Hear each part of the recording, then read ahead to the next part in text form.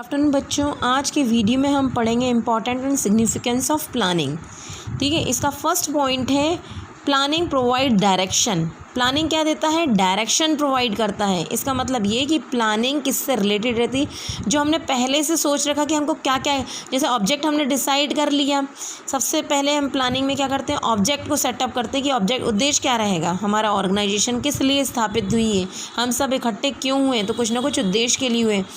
तो प्लानिंग में सबसे पहले हमने ऑब्जेक्ट सेटअप कर लिया और फिर उसके बाद हम एडवांस में डिसाइड करते हैं कि हमें क्या क्या करना है, क्या क्या एक्शन लेना है। ठीक है, तो इस तरीके से हम पहले से ही डिसाइड कर लेते हैं कि हमको क्या क्या एक्शन लेना हमारा ऑब्जेक्ट अचीव करने के लिए। तो ये डायरेक्शन प्रोवाइड करता है ना। ठीक है, अगर हमें यही नहीं पता कि हमें क्या, हम क्यों इकट्ठे हुए, तो क्या होगा, जितने बहुत सारे एम्प्लॉयज़ काम करते हैं हमारे ऑर्गेनाइजेशन में, वो अलग अलग, कोई कुछ कर रहा, कोई कुछ कर रहा। ठीक है, क्योंकि वो उद्देश्यहीन है, उन्हें पता ही नहीं कि क्या करना है। ठीक है, तो एक तरीके से क्या करता है कि एक प्लानिंग में ऑब्जेक्ट सेटअप किया जाता है और पहले से डिसाइड किया जाता है, और सबको पता रहता है कि क्या क्या एक्शन लेना है।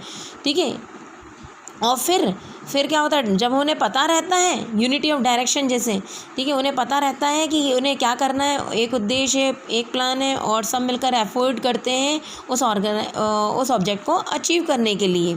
ठीक है, प्लानिंग, क्योंकि प्लानिंग जो रहती है वो क्लियर करती है, स्पष्ट करती है कि एम्प्लॉयज़ को क्या करना, कैसे करना, कब करना, किसके द्वारा करना है, सब कुछ क्लियर करते हैं। ठीक है, और if there is no planning, ये जो है बार बार रिपीट किया हुआ है, आप ये और ये लेना।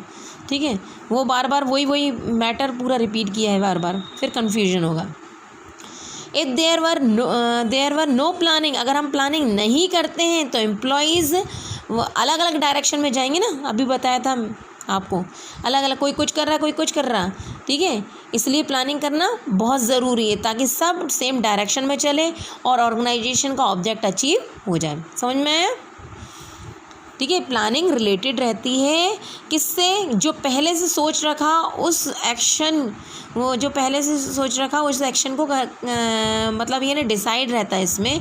और ये एक तरीके से सबको, जब हमने पहले सोच रखा ये प्लानिंग में कि क्या क्या एक्शन लेना, तो एक तरीके से डायरेक्शन प्रोवाइड करती है ताकि सब मिलकर प्रयत्न करें और ऑर्गेनाइजेशन का ऑब्जेक्ट अचीव हो जाए। और प्लानिंग के कारण ही एम्प्लॉयज़ को स्पष्ट रहता है कि क्या करना, कैसे करना, किसके द्वारा करना, कौन सी मेथड यूज़ करना, ये सब कुछ। अगर प्लानिंग नहीं रहेगी तो एम्प्लॉयज़ जो वर्क कर रहे हैं, काम कर रहे हैं ऑर्गेनाइजेशन में, वो अलग अलग डायरेक्शन, कोई कुछ करेगा, कोई कुछ करेगा। ठीक है, और इससे ऑर्गेनाइजेशन का ऑब्जेक्ट कभी भी अचीव नहीं होगा। प्लानिंग जो है रिस्क को रिड्यूस करती है, रिस्क और अनसर्टेनिटी को कम करती है। ठीक है, अनिश्चितता को। ऑर्गेनाइजेशन जो है बहुत सारी क्या कहते हैं, अनसर्टेनिटी का सामना करती है, और ऐसी सिचुएशन जो हमने कभी उम्मीद ही नहीं की है, प्रतिदिन वो ऐसी सिचुएशन का सामना करती है। तो अगर हम प्लानिंग करते हैं, प्लानिंग हेल्प करती है मैनेजर की ऐसी जो अनसर्टेनिटी और अनएक्सपेक्टेड सिचुएशन को फेस करने के लिए हेल्प करती है, क्योंकि प्लानर जो रहता है वो पहले से ही सोच लेता है फ्यूचर के बारे में, अनुमान लगा लेता है। ठीक है, किसके आधार पर? पास्ट एक्सपीरियंस के आधार पर, और स्कैन करता रहता है बिजनेस एनवायरनमेंट को। ठीक है, उसके आधार पर अनुमान लगा लेता है कि क्या क्या, ये भी ऐसी, मतलब ये नहीं, ये भी एक्सपेक्ट कर लेता है कि क्या क्या सिचुएशन, क्या क्या अनसर्टेनिटी घटना या अनएक्सपेक्टेड सिचुएशन क्या क्या हो सकती है। तो पहले से ही अगर हम अजम्पशन कर लेंगे, तो एजम्पशन कर लेंगे तो हम उस फेस करने के लिए ऑलरेडी तैयार रहेंगे ना। ठीक है, इस तरीके से ये सारी प्रॉब्लम से बाहर आने के लिए हम ऑलरेडी पहले से प्रिपेयर होते हैं, और थोड़ी रिसोर्सेज भी साइड में रख देते हैं ताकि हम ऐसी अनएक्सपेक्टेड सिचुएशन को फेस कर सकें। थर्ड पॉइंट देखिए, planning reduce overlapping and wasteful activity. Organisation में जो ऑर्गेनाइजेशनल प्लान क्या रहता है? पूरी टॉप, मिडिल, लोअर लेवल, सब के लिए ऑल ओवर प्लान, पूरे ऑर्गेनाइजेशन के लिए प्लान क्या कहलाता है? ऑर्गेनाइजेशनल प्लान कहते हैं, पूरी टोटल प्लान। ये ध्यान रखा जाता है, ऑर्गेनाइजेशन प्लान जब बनाते हैं तो ये दिमाग में ध्यान रखा जाता है कि सारे डिपार्टमेंट, जैसे sales department, purchase department, marketing department, production department, इनकी क्या क्या ज़रूरतें हैं, उसके हिसाब से ऑर्गेनाइजेशन प्लान बनाया जाता है। डिपार्टमेंटल प्लान जो है वो किससे निकल कर आता है, मेन ऑर्गेनाइजेशनल प्लान से ही, ठीक है। और जिसका परिणाम क्या रहता है, ये डिपार्टमेंटल प्लान जो रहता है ऑर्गेनाइजेशन प्लान से ही ड्राइव्ड होता है। तो इसलिए क्या होता है, इनके बीच में हमेशा क्या रहता है, कोऑर्डिनेशन रहता है, डिफरेंट डिपार्टमेंट के बीच में रहता है। और दूसरे शब्द हम ये भी कह सकते हैं कि अगर जो मैनेजर रहेगा, नॉन मैनेजर मतलब जो नॉन मैनेजरल एक्टिविटी करते हैं और एम्प्लॉयज़ वगैरह रहते हैं, ये क्या करते हैं, सब मिलकर फॉलो करते हैं वो एक्शन जो कि डिसाइड कर दिया जाता है प्लान में।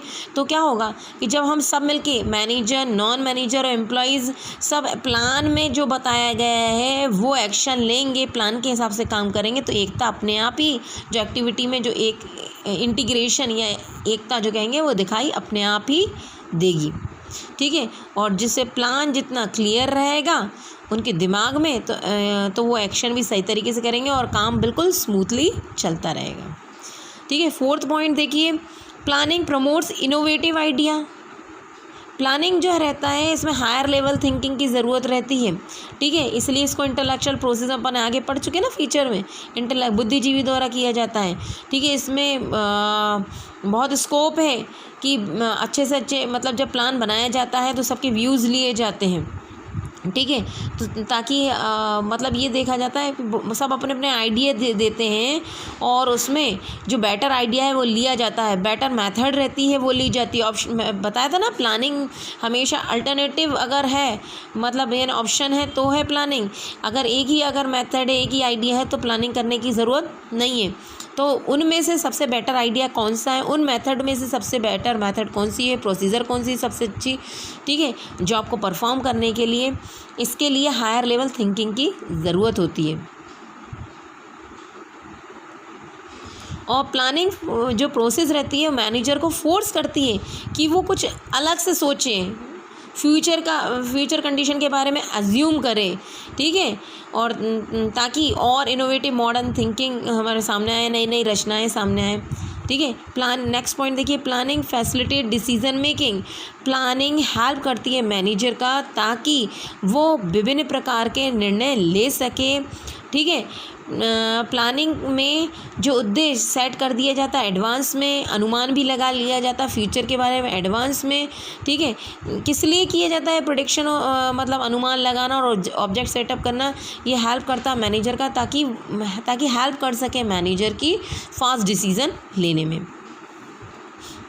सिक्स्थ पॉइंट देखिए, planning establish standard for controlling. Standard for controlling, इसको समझाने से पहले मैं आपको एक एग्जांपल देती हूँ कि कंट्रोलिंग, वैसे तो कंट्रोलिंग का मतलब क्या होता है आपको मालूम है, कंपेयर करना, एक स्टैंडर्ड तय कर देते। जैसे मास्टर शेफ़ में है ना, कभी कभी ये दिखाते थे कि वो बना के बता देता था, जो लोगों का जजमेंट करता था वो बना के बता देता था, अब बोलता था कि आप वैसा बना के बताओ, ठीक है। तो जो बनाया ना उसने बहुत अच्छा बनाया, ठीक है। जो एक मतलब एक विशेषज्ञ बनाता है वो डिश बनाता था वो, ठीक है। तो वो क्या हो गया कि स्टैंडर्ड सेट कर दिया उसने कि ऐसा बनना चाहिए, बिल्कुल अच्छा, दिखने में भी अच्छा होना चाहिए, खाने में भी बहुत अच्छा होना चाहिए और साथ साथ समय के अंदर होना चाहिए, ठीक है। एक स्टैंडर्ड सेट कर लिया, फिर बाद में वो लोग परफॉर्म करते थे, बाकी जो कॉम्पिटिटर थे वो बना के देखते थे, फिर कंपैरिजन करते थे वो, 1 बाय 1 कंपैरिजन का अच्छा है, पक्का है, अच्छा है, और उससे भी अच्छा बना दिया जो जिसने बताया था, ठीक है, उससे भी अच्छा। तो कंपैरिजन करा जाता। कंट्रोलिंग का मतलब क्या होता है, कंपेयर करना, किसके बीच में, एक स्टैंडर्ड सेट जो बना के बताया ना मैंने, आप वो एग्जाम्पल दिया और एक्चुअल में परफॉर्म किया, उनके बीच में कंपैरिजन करना, ठीक है। तो controlling means comparison between plan मतलब स्टैंडर्ड सेट कर दिया और एक्चुअल आउटपुट, उनके बीच में कंपैरिजन करना।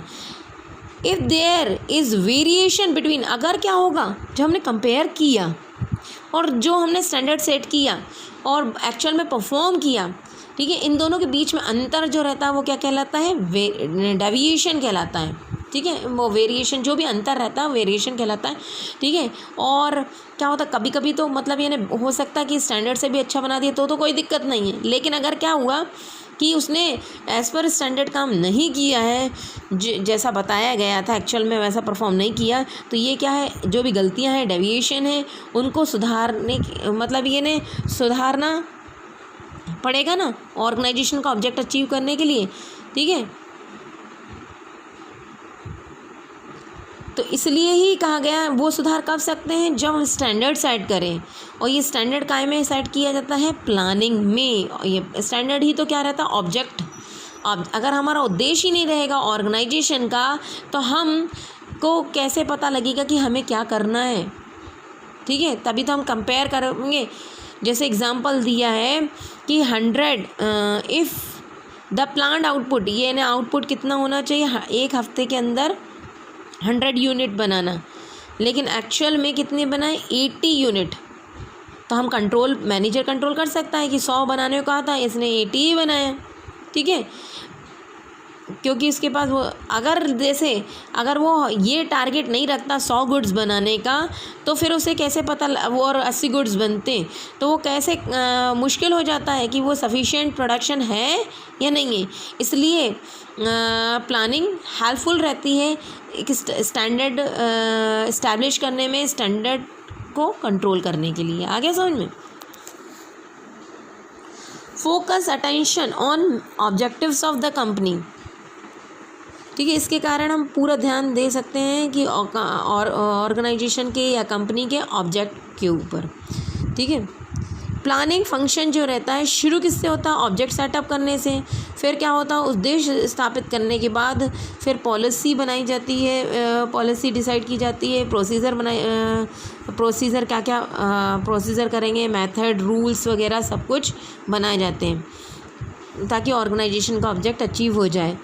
ठीक है, और जब एम्प्लॉयज़ फॉलो करते हैं प्लान, तो वो प्लान फॉलो करते वक्त ये ध्यान रखते हैं, उनका मेन ध्यान केंद्रित किसकी तरफ रहता है, ऑब्जेक्ट अचीव करने के लिए। ठीक है, और प्लानिंग के ही कारण जो रहता है सभी एम्प्लॉयज़ प्रयत्न करते हैं सेम डायरेक्शन में, ताकि ऑर्गेनाइजेशन का ऑब्जेक्ट अचीव हो जाए। ठीक है, तो इसका मेन फोकस किसके कारण रहता है, प्लानिंग के कारण ही ऑब्जेक्ट अचीव करने के लिए ऑर्गेनाइजेशन में। Thank you.